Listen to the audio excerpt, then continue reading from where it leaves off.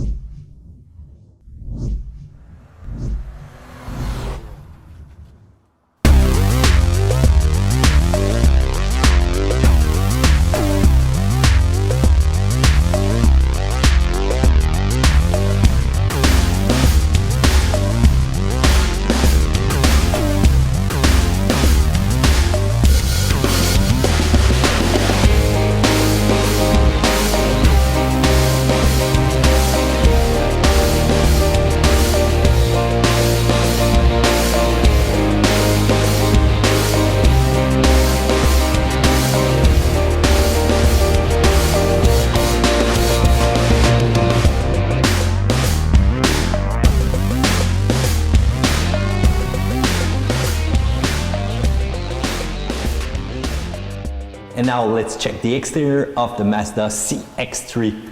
The version that we have right now is the GT version, so it's fully equipped, and we've got also the technology package in it. When you look at the front end, it's looking much more aggressive than what we're used to with small vehicle. You can see the similarity between an animal looking at you right now. It's also the style of the Kudo, the Kudo styling of Mazda. You've got the lines where it seems in movement. I think they've done a great job with that front end, that's for sure. You've got LED lights that are equipping right now our GT model, and you're also gonna have fog lights that are gonna use LED. When you look closer, you can see that the chrome accent that they made right now on the side of the grille is going all the way up into the headlights, and it's gonna give you a nice line right there on the side. And if we move back a little bit, you're gonna see some nice lines, making some nice curve, giving a good sense of design to that car. Look at also the fluidity of this line right there in the window. You're gonna see a nice gap, and look how it finished right there in the back. When you look also on the side, you're gonna know that there's big plastic for protection, giving you a sense of off-road styling. You got also a silver add-on that they made. It's plastic, but it's giving another style, much more aggressive when you look on the side of the Mazda CX-3. Mirror with your blinkers in it. And when you look at the wheels, they are so big. They are 18 inches wheels right now. We're running winter tires as usual, so it's a 215 60 18 tire. So it's kind of big, for this kind of car. So if you're gonna change for summer or winter tire, you're gonna see that it's gonna cost a little bit of money to change those. You've got good protection right there, and even in the front. So if you go see in the front, good protection. So Mazda is not taking any chance with rust, which was a common problem back then. So if you look at the windshield, well, you've got all your sensors, because the GT version with the technology package is fully equipped with collision warning and a lot of security feature. You're gonna have also your blind spot monitor that are gonna appear right there on the side of the mirror. You've got a sunroof, shark antenna, nice line once again that they did with the top of the car. Spoiler, yeah, it's looking good. So the rear of the car, once again, nicely designed. Mazda, good job on that. You've got twin exhaust pipe. And the thing that you're gonna note is right there with our GT version, LED lights once again. You're gonna have also a logo about the SkyActiv technology that you have in that car. And the CX-3 all-wheel drive logo, because right now our car is all-wheel drive. The rear window is quite small, the wiper is also quite small, so it might be a little bit difficult with the rear visibility when you're going to be looking in your mirror to see who's behind you. Also another thing, the trunk, you're going to see that it's quite low if you're trying to open it, so you have to put your hands quite low. So you open it, and it's not that big for storage, and you're going to also have a look at your camera. But when you close it, look how high the camera is. So it's kind of low once again, so it's going to get dirty pretty quickly. I love those exhaust pipe.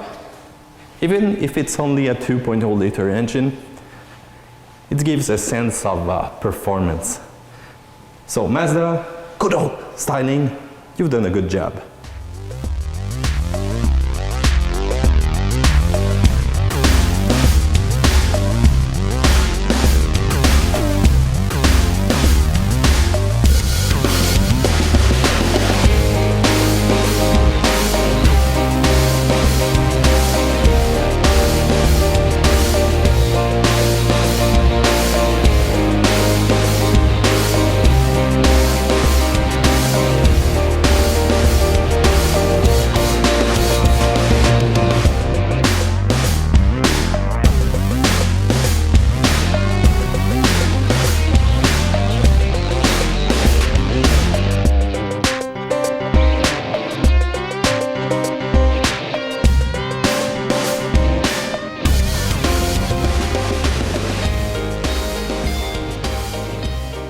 Let's talk about the interior of the Mazda CX-3. As soon as you're going to open the door, you're gonna feel in known territory if you ever saw a Mazda 3, or even if you own another Mazda vehicle. There's some similarity between the 6, the 3, the CX-5. But one thing is sure, they made a good design of the car, and they've used good materials, and you've got nice use of the assembly also. One thing that surprised me though is how hard the plastic is right there. You're gonna have problem with your elbow if you like to get your elbow on the side while you're driving. That's gonna be hard for you. Nice stainless style without the traces, but it's plastic. Nicely done. The use of carbon, all the commands are clean and simple. And since we have the GT option, look at that. Nice fabrics that they use, nice leather, nice stitches also, and back to plastic, some storage space, and you've got the indication that we have a good sound system inside. The seat, once again, nice leather, a nice perforated leather right here, and nice thread once again that they use, nice stitches, a little red accent, which is quite nice that you're gonna find also down there. The seats are not really large, so if you're a large person, you're gonna have probably a little trouble finding yourself comfortable inside. So we've got a fully equipped car which comes with a handle, you know, to raise your seat, and if you want to adjust your seat, you have to use once again another handle right there. So no electric parts to adjust your seat. Adjust also the steering wheel. Once again, nice carbon fiber accent. They're plastic, but they are nice metal imitation, chrome logo of the Mazda. And no, it got a good finish inside. So let's take place as soon as we sit in. Once again, it really resembled the Mazda 3 because we had the Mazda 3 last week, so I'm in known territory, that's for sure. If you want to adjust the steering wheel, it's manual and you have to pull and push hard. So if I want to extend it, hey man, this is incredibly hard. There you go. So right there, I had to take both of my hands, and it's incredibly hard to adjust the system. There you go. I'm gonna lock it. Things done. So you got that screen which is coming out of the center console. Use of hard plastic, the same in the door. Nice leather, nice stitches right there. I kind of love that styling. And you've got some round vents and some rectangular vents. That's gonna remind you, if you've ever been in a Toyota Yaris sedan, well, you're gonna see that it's pretty familiar. Paddle shifting are also hiding under there if you want to turn on your lights, and if you want to simply adjust your wipers. hiding back there. The control that you're gonna have your traction control system that you can turn off, and by the way, it's not removing the stability system. Even if you hold it a long time, you're gonna be able to reset your tire pressure monitor, lane change alert, and blind spot monitoring that you're gonna see appear right there in the mirror as soon as you turn on the car. That's gonna be the indicator that there's a car on your side. Incredible dashboard. Once again, the use of carbon on this side, the use of some red right here. You got all your temperature control, all your steering control, also the steering on the button on the button on the steering. There you go. And we're gonna turn on that little car, that little SUV, and there you go. You've got an incredibly good and precise instrument that's going to show you your revolution per minute. That's the main focus on. And you've got your speed right there in the corner. As soon as you turn it on, you're going to also see the screen which is gonna turn on, and this one is tactile, and you're going to be able to control it with that thing. So incredible nice display for a car of this of this category. So if you want to switch between miles per hour and kilometers per hour, you just hold that, and when you release, it's going to change. You got also your trip indicator that you need to push on that button to change between trip A and trip B. So if you wanted to change the info, the menu on the right, you simply press up and down here. It's going to change your range, current consumption, average fuel consumption, what's left of your fuel tank, and nothing complicated, just plain simple button. If you want to talk, to give some voice command, it's right there. If you want to take the call or hang up, it's right there also. As soon as you turn on for or off the cruise control, you're gonna see an indicator, a light, and you're gonna see the speed that it's set right there when you're rolling with the car. So besides that, heated seats, 3 position. You're gonna have also big knobs, you know, to change the temperature. You're gonna have also right there to change the speed, and you've got an auto mode. So sometimes you leave it there, it's not quite on auto mode. Sometimes you leave it there, oh, it's not on auto mode because it's turned off. So be sure to really set on this position if you want to use it in auto. That's gonna be the same thing also for the air, where you want to send it. If you leave there in auto mode, it's gonna be the car which is gonna choose where it's gonna be sending the heat. A little bit down there, you've got CD player, you've got SD connector that you can put in your GPS map. By the way, every CX-3 are map ready, so GPS ready. You have only to insert the SD card with the maps to activate that system. 2 USB port, your 12-volt connectors, and I have the key that I've just put there. It's typical Mazda key. Nothing fancy there. If I go back to the screen is quite nice. It's fast, it's fluid, it's, you know, I want to go into the application, see my fuel consumption, there you go, no problem. I want to access the radio, I have to just push on there and simply change whatever I want. And by the way, I'm using that knob right there, so as soon as I turn it, as you can see, it's quite fast. But it always take 1 or 2 times to get where I want to go. So I want to choose my station. There you go, I have to push on the button. And it's also tactile, but as you're gonna see, it's not getting as much precise. But I can hold it right there and do simply some movement, but it's gonna get my screen all dirty. And I can also use the button if I want to change it. If I go back to the full menu, navigation is incredibly fast. It's precise. I just love the speed that you can get all your information right there. If I want to search anything or insert an address, it's gonna be quick and fast. And you're gonna also have any information about circulation if it's available in your area. And just pressing on the button home, and I can go also in all the perimeter, and you're gonna see also a special perimeter right there. It's called AD display. You're gonna be able to to change the configuration of your heads-up display. That's going to be right there. So it's quite useful for information. As soon as you turn on the car, you're going to see raise that up. So the sound system, if I want to access my favorite, I have to push on a button, select my favorite channel, and then press once again on the button to get to hear it. But sometimes I'm in another menu and I have once again to switch to my favorite menu. So right there I have to push and I have to scroll and to choose. So I would have loved, you know, to get quicker access to my favorite menu. Phone easy configuration, map easy configuration. You're gonna see right now my phone is not connected, so that's why I can't access the menu.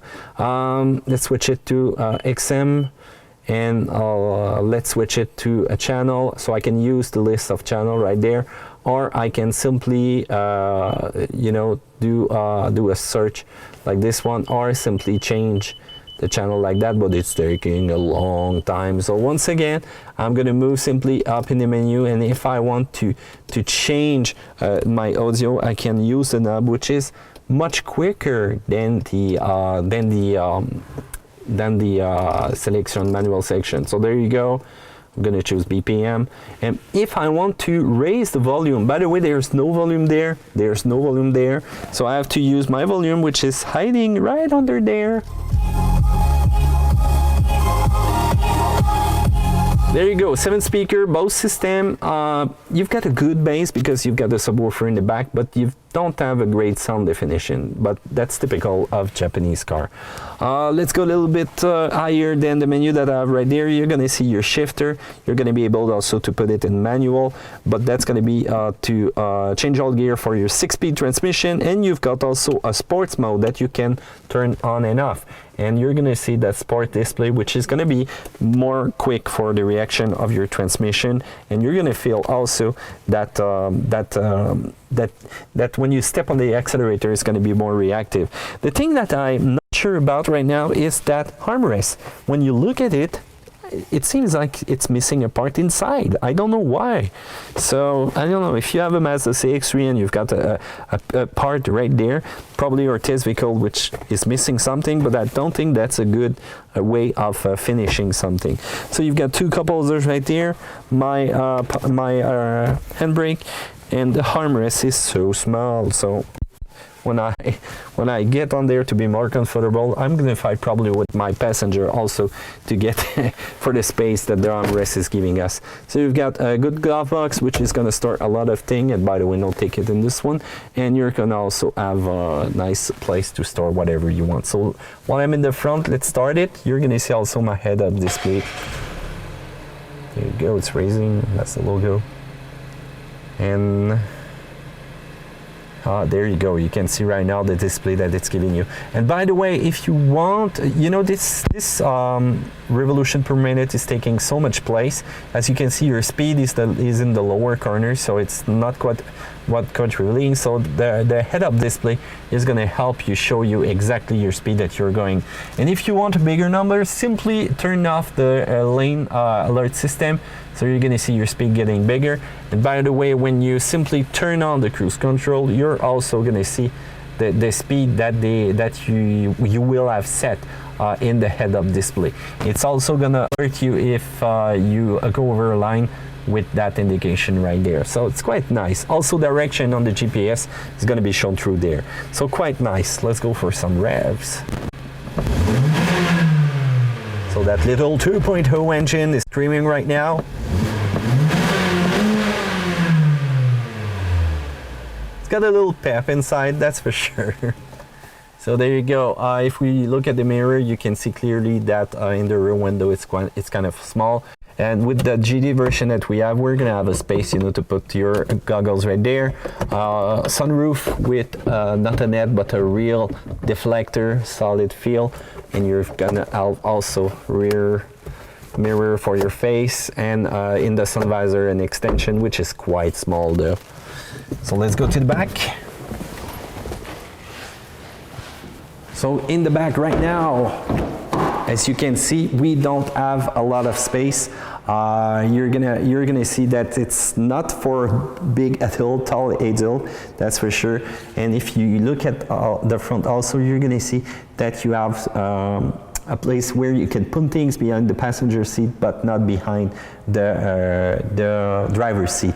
So small, and if you want to sit in the rear seat, you're gonna have to lift those headrests into those positions, and also if you want to lower them, you're gonna have to push on that button, and if you want to lower the back seat, you push on that button, and there you go. It's going down, and it's giving you access to more space. So let's go in the trunk.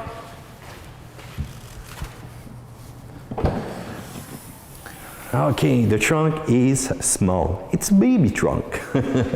But you're gonna see that you've got a nice flat floor as soon as you've got that panel right there, because that panel, you can remove it. So if you want to pull it up and you want to simply take it into a lower position to gain some space, well, there you go, you can do that. But right now my snow broom is in the way, so let's remove it.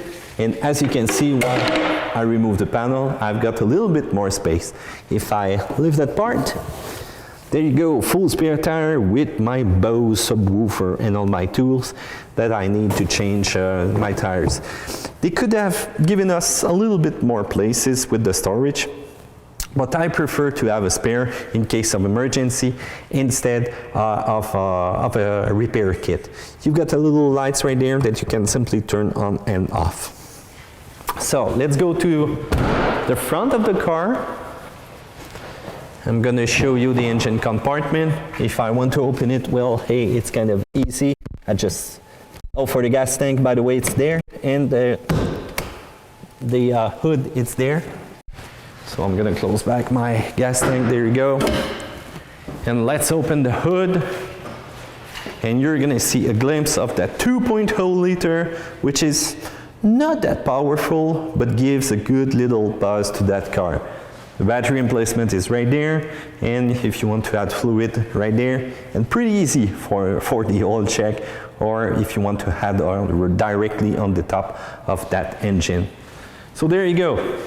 This makes, oh yeah, you can close it. Marcello was hesitating right now, but you can close it because that concludes our interior review of the Mazda CX-3.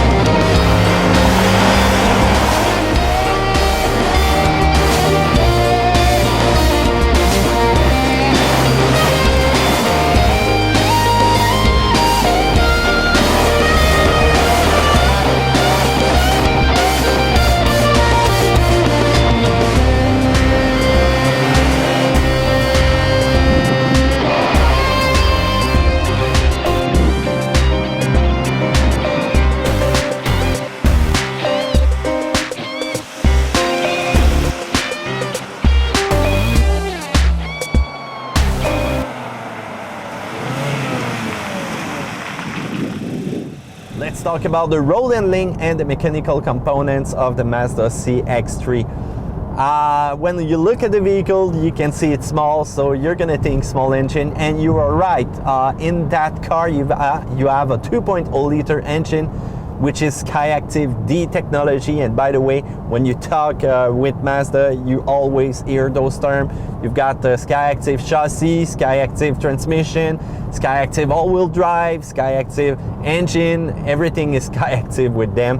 And by the way, it's not only the engine, it's a lot of components around the car. So I'm gonna do a video about that. And did you hear that sound? That's the lane change alert. I just went over a line because it was coming in the two line. I didn't put my blinker, shame on me. And I think that's pretty original to give a hum sound like this one in the speaker on my left when I cross the line. So the engine, 2.0 liter SkyActiv D technology. Right now, 146 horsepower, 146 pound-feet of torque. There you go, it's equal, same number. But that torque is gonna come up at 2,800 RPM. So what does that do is when you go from a standstill or a stop sign, and you floor it, you're gonna have the impression that this vehicle wants to go, and it wants to go. So it got decent acceleration for a subcompact SUV in that class. The transmission is also doing a great job, you know, helping to manage that power, which is not a lot when you look at the numbers, but with that automatic 6-speed transmission, it's doing a wonderful job. It's always ready to give you good acceleration. You can switch it into sports mode. There you go. You can hear already that the engine is getting ready for some gas pedal. Right now I'm gonna have to stop. Damn! Look at that. You see the gear change, you know, always being ready as if I were on a racetrack. But right now, I'm simply on the road, you know, just having a good fun cruising around under the sun. And that little one is ready to go, to give it some acceleration. There you go, green light. You can hear those revolutions, you can hear the engine going all the way up to 6,500, 6,006 RPM, and you can hear it buzz. You know, that's the good old feeling that we had back in the old days, you know, with subcompact cars, just to have fun revving those engines. So the transmission, as I was saying, is always ready. You've got also the shift paddle. You put it into manual, there you go, it won't change for yourself. Flooring it, see, when I made the little change, you could see that little bump, and you're gonna have the fun to drive and the fun to change yourself the gears whenever you want to. And I think that's giving a good job to give you a good feeling, you know, that good philosophy of Mazda, of having fun driving, and that this vehicle is vroom vroom, zoom zoom, you know, performance oriented. I just love that. When you look on the numbers for a 0-100 on the Mazda website, you're gonna see that the front wheel drive version will go from 0 to 100 in 9.2 seconds. If you go with the all wheel drive version, it's gonna be 9.5 seconds. So there's a little bit of difference right there. When you talk about good transmission, good engine, you want to talk about, I'm gonna put it back into normal, there you go. We're gonna talk about fuel economy. Well, fuel economy is not bad with the car. So if you look at the numbers, if you choose the front wheel drive version, you're gonna see that there's a good difference right there. City driving, 8.2 liter. Highway driving, 6.7 liter per 100 kilometers. Right now, I don't know why it did that. Just the paper probably flew around. I saw the paper, but I'm right in my line, so I'm not a bad driver. Let's talk about the all-wheel drive for the fuel consumption. If you go with that option, it's 8.8 liter per 100 kilometers and 7.3 in highway driving. So you can see that the number change a lot, and so be careful. If you want to save the more gas possible, well, go with the front wheel drive. But if you're in a country where there's winter, ice, all-wheel drive is a must, that's for sure. And the all-wheel drive, talking about it, is doing an incredible job. We've put it to the test, and this little one will make the competition go red, that's for sure. I think about, you know, big company who swear on the all-wheel drive system, but right now Mazda has a good one that will get you out of whatever situation you are stuck in with a great job. And if you want to get the most out of it, turn off the traction control system and give it some gas, and you're going to be able to enjoy the good work of that transmission. While you're driving on the road, you can feel the bumps, because right now it's a combination of the wheels and probably the tire that we have. So as soon as you go over some bumpy road, you can hear it and you can feel it. And by the way, it's not the best insonorization, the sound insonorization, the wind insonorization that I've seen in vehicle. You can hear regular road noises, I would say, not a lot, but when you floor it, you can sure hear that engine buzzing. Talking about suspension, but the fun part with the suspension, it's kind of not too, let's say, medium hard. So when you go in a turn, you're gonna be able to enjoy the fun of driving with that vehicle. So you get in a turn, you floor it, you step on it, and it's gonna hold on. But if there's bump in the turn, you're gonna but you're gonna find out that it's not a regular, you know, independent suspension in the rear. So they're using good old torsion setting. There's a big bar in the rear, and you can feel it over the bump. So it kind of removes a little bit of the fun of driving with that rear suspension, but it's not that bad. Once again, you're still gonna have fun with the vehicle because it's always ready. Right now, I'm gonna put it into sports mode. You see gear change, floor it. Instant reaction from the car, and there you go, I'm gone. I love the essence of that, you know, performance styling from Mazda. They did a great job on that. Let's talk about general comfort. It's not bad, a little bit hard right there on the edge, so I'm always used to drive like that, I don't know. And the seats are comfortable, but it's good old manual adjustment. So right there, the lever on my side to raise, and as you're gonna see, I'm gonna hit probably the top soon if I raise too much. You know, same thing here in front, you know, if you want to adjust your seat, it's manual. In a vehicle of this price, they should have put some electrical, you know, adjustment. I said the size, but it's more the price of the vehicle. When you check at the full price of the GT version, it's going way over the 30K mark. So you've got to be careful with what option you choose. Talking about security inside the car, you've got, you know, a collision alert. You've got that neat display, head-up display that we have right now in the GT with the technology package. You're gonna have blind spot monitors. You're gonna have also lane change alert. So if you go over a lane, I said if you go over a lane, right now it doesn't want to. It's always like that when you try to do demonstration. Right now, because the asphalt is quite dirty here, a lot of salt on it. So let's make it see the line. There you go. So when you go over lane, you're gonna hear that buzz sound, and that's kind of cool. Rear view camera, which is becoming standard in all model, and you've got a Bose sound system also, which is kind of cool, so you can enjoy your road trip.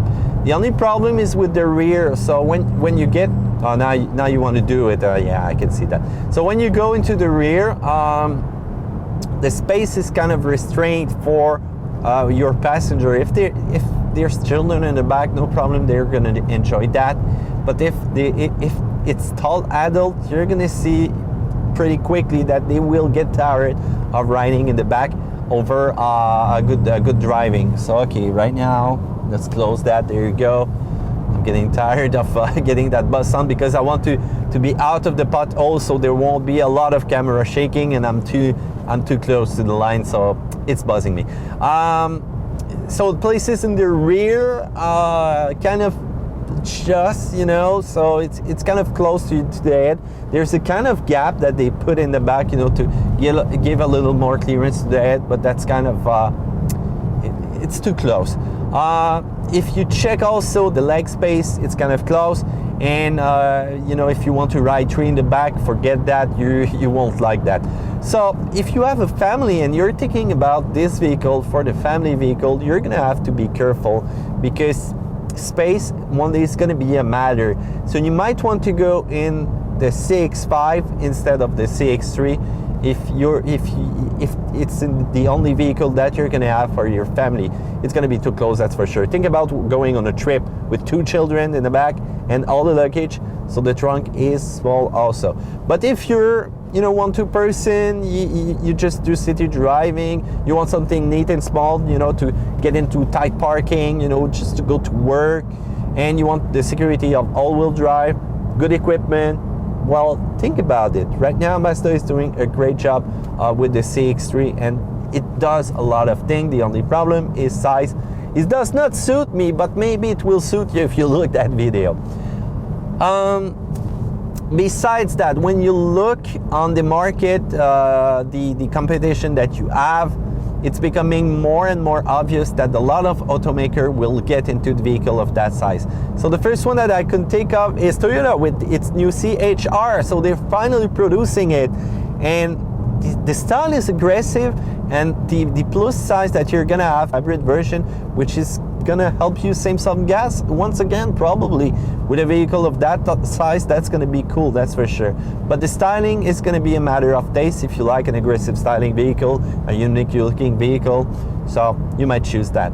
The other one that I can think of is the Honda, so Honda HR-V. Right now, it's probably the most spacious one of the compact, the subcompact SUV Crino, and it doesn't give you a good feeling while you're driving it. It's not bad, but it's not as entertaining as driving the Mazda CX-3. So if you do that with the Honda, see, it doesn't react that fast, that's for sure. But for the CX-3, you know, you've got a little performance driving inspiration, so while you do some maneuvers, you can have fun with it, and that's the thing that Honda doesn't have right now. Another one on the market is the Juke. Yeah, the style of the Juke. Once again, I'm not into that, but maybe you are. Tell us why if you like it. So it's not the best looking one. It's a unique styling, but it's the most performant one, you know, with the turbo engine. You can get so fast with that vehicle. And in the inside, once again, it's a unique styling. I could add two other vehicles probably. One would be the Subaru Crosstrek. We're changing size right now with it, and Subaru, you know, one good traction. The Crosstrek grew to be more and more popular, to the same styling, to the same kind of vehicle with that Crino once again. So people who don't want to go with the Impreza could go with the Crosstrek, but once again it's a little bigger. I will include also the junk in that. I could go with Chevrolet also, which is doing a great job with the little SUV, but I'm gonna have to try the new version to give you a better advice on this one. So there you go. Tell me what you think about those vehicles. Tell me if you like them or if you don't. One thing is sure, the competition is going to get way more aggressive with the Crino that we are right now in the subcompact SUV. As for me,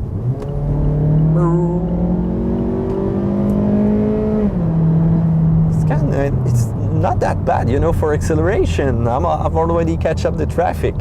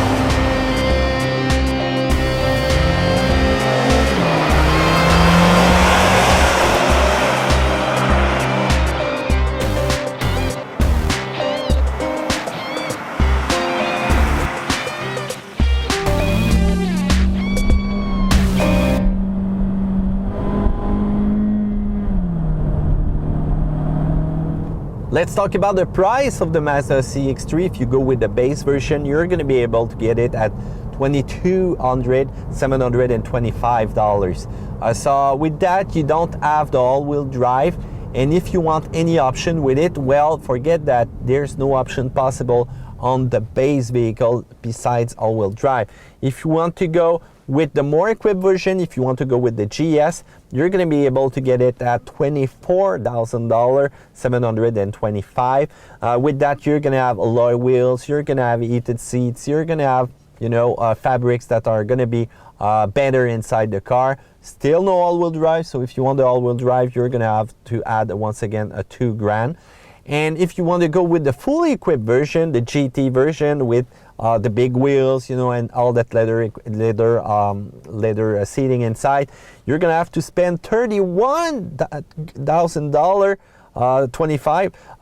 That's kind of high, when you're getting in that range with subcompact SUV, but it's fully equipped. So you've got, leather, you've got upgraded interior, you will have also big wheels, you will have everything that you want, but still not the technology package. So you have to add more money to get the technology package if you want, that blind spot monitoring, collision warning, all those things. So think about it, because the price is getting up pretty quickly, and space is always an issue. So if you think that space is going to be an issue one day, you might want to spend this kind of money in a bigger SUV. Yes, it's going to be less equipped, but if you really want, that pin-size small SUV with that fuel economy and with that city handling and performance handling, well, go for it. But think about the equipment that you're going to put in it,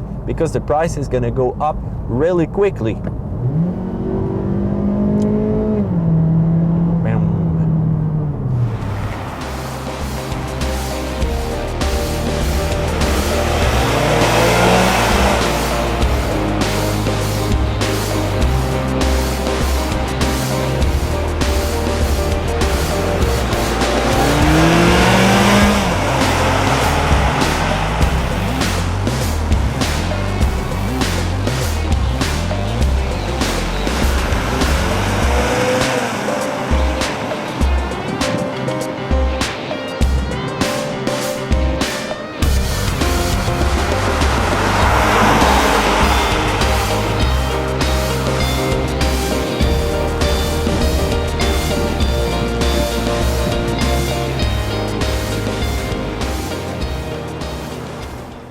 Let's talk about the minus and plus points of the Mazda CX-3. Let's start with the minus points. Well, it's small. It's a small car, so you've got a small interior. If you have a small interior, you don't have a lot of place in front and in the rear. So it's small. So it's small in the back and it's small in the trunk. So you see my point. Be careful if you're having a family and you want to buy this vehicle. Try to be sure to measure the space that you're going to need, because if you're going a road trip with your family, you're going to see that it's small. So if it's small, it's going to be small inside on the You see the point. The suspension, if you go onto rough territory, you have some roads that are broken with a lot of potholes, you're going to feel those bumps because we're using an old technology in the back of this suspension. So the tires also in the wheels are probably not helping, because we've got 18 inches tires on this one, so as soon as you get a bump, you can feel it. But it's not that bad when it comes to the fun of enjoying to drive it. Another minus point, you don't have any manual transmission, so that's kind of sad with it. Besides that, you've got also the rear visibility. Once again, it's small, so if it's small, it's going to be small in the back, it's going to be small in your mirror. You see the point? Let's talk about the plus point right now. The vehicle is fun to drive. You're gonna get that zoom zoom feeling of Mazda. You've got a good marriage between the transmission and the engine, and as soon as you step on it, it's ready. So it's giving you good acceleration. It's not a dimension performance, because I would have loved to have a manual with the control, or maybe have the 2.5 liter engine in this one. But hey, it's a small vehicle, so it's a small engine. For the plus point, you've got a nice quality of assembly outside the car, inside, a nice design. It's just looking like a baby SUV, so it's cute. And Mazda, they did a good job on that. And the cherry on the sundae, the unlimited mileage warranty. So there you go, that's going to be a real indication that Mazda is serious with their product. So if you do a lot of road, you know, you're working on the road and you do, let's say 40,000 kilometers per year, well, don't worry, because in 4 years, even if you busted a lot of mileage, that you can bust also the warranty with other vehicle, your Mazda is still going to be under warranty for the engine and the transmission part and whatever is described on your user manual for that part. You've got good equipment also in the car, but I think I just love the feeling when I'm driving it. So let's talk about maths grade. I'm gonna give it an A because it's the most enjoyable vehicle right now in its class. When you're driving it, you will have fun with this car, and a good warranty. I like that because it's easy on my wallet. So there you go. Now it's time for you to comment our video, for you to give us what you think. Write to us, tell us what you like or what you dislike about this vehicle, and share also your story if you have any other vehicle in the same class segment. Why do you love those little cars? Right under there, that's going to be the place where you can write your comments, and don't forget to subscribe to Car Question, because we love to do video for you. See you guys.